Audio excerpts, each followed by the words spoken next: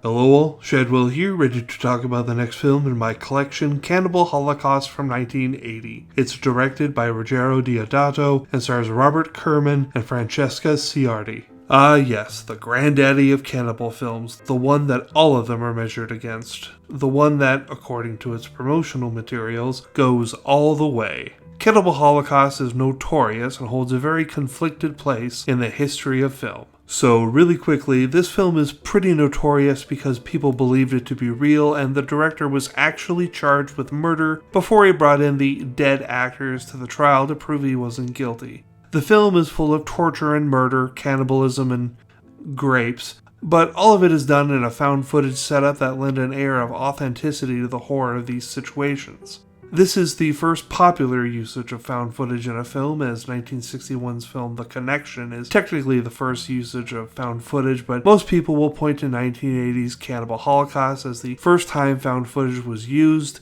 and those are the people who don't point to 1999's The Blair Witch Project as the first found footage usage in a film.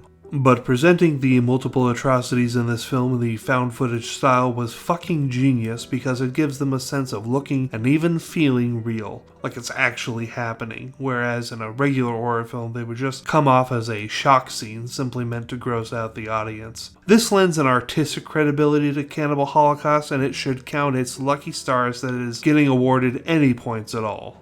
I first saw this in its uncensored form in my late teens on VHS, and I gotta say the best thing about modern technology is the Blu-ray I own of this film lets me appreciate the audacity of it, but without the brutal treatment and murder of animals, as the Blu-ray has an animal cruelty-free version of the film you can watch. And let me tell you, it does not interfere with the film's narrative at all, so you can probably tell what I think about the necessity of the animal cruelty scenes to begin with. Here's a hint. I don't agree with them. There's also an interesting story going on with the four documentarians in the film within a film as they are staging the majority of the severe footage they're getting. And the ending of the film is perfect where the professor has the line, "I wonder who the real cannibals are," as he lights his pipe and walks away from the network that wanted to air the footage. I think it's pretty clear that we're the cannibals, putting the damnation square on the members of the audience where it cleverly belongs. I'm going to give the animal cruelty version of Cannibal Holocaust a B, and tomorrow it's back to the 50 Drive-In Movie Classics with its 9th film, I Wonder Who's Killing Her Now.